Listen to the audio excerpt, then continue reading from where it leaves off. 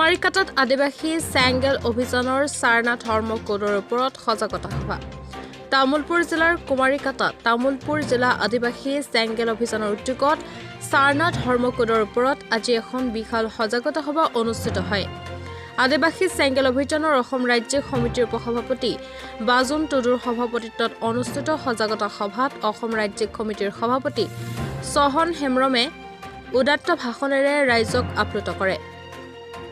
তামুলপুৰ জিলা সমিতিৰ উদ্যোগত সাৰনাথ ধৰ্ম কোড জনজাগৰণ সভা তামুলপুৰ এইখন কুমাৰীকাটা আঞ্চলিক ভৱনত জনজাগৰণ সভা আয়োজন কৰিছিলোঁ আৰু এই জনজাগৰণ সভাৰ মূল উদ্দেশ্যটো হৈছে যে ভাৰতবৰ্ষত থকা আমি আদিবাসীসকলক এতিয়ালৈকে সাৰনাথ ধৰ্ম কোড প্ৰদান কৰা হোৱা নাই, যি সাৰনাথ ধৰ্মৰ কোড আমাৰ সাংবিধানিক মৌলিক অধিকাৰ।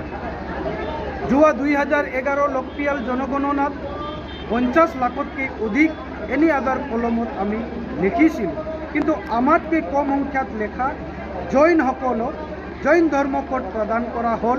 আমাক কিয় বাদ কৰি দিয়া হ'ল? উন্নতি পলমে ভাৰত চৰকাৰে আমাক সাৰনাথ ধৰ্ম কোড প্ৰদান কৰিব লাগে। লগতে যে আমি অসমত বসবাস কৰি থকা আদিবাসীসকলক এতিয়ালৈকে আমি জনজাতিকৰণৰ মৰ্যাদাটো লাভ কৰিব পৰা নাই বা আসাম চৰকাৰে আমাক দিয়া নাই।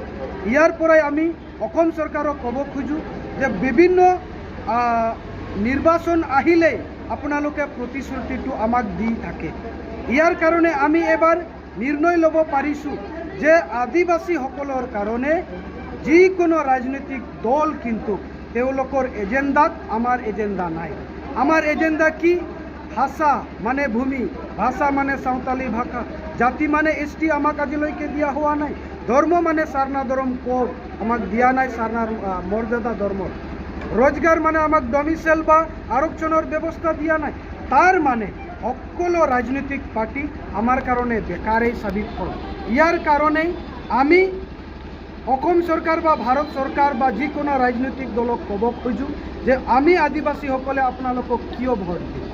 কাৰণ আপোনালোকে যিখিনি প্ৰতিশ্ৰুতি এতিয়ালৈকে পূৰণ নকৰিলে, ইয়াৰ কাৰণে ভোটৰ কাৰণে আমাৰ একো চিন্তাটো নাই।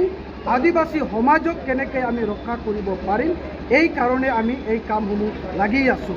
এইখিনি দাবীৰ সমৰ্থনত আজিৰ এই জনজাগৰণ সভা আয়োজন কৰা হৈছে।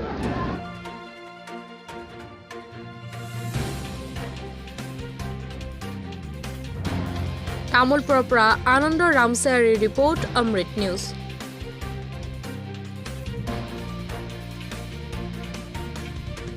অমৃত প্ৰবাহ অসমীয়া সাপ্তাহিক কাকতৰ ডিজিটেল সংস্কৰণ অমৃত নিউজ, সত্যৰ সন্ধানত অমৃত নিউজ।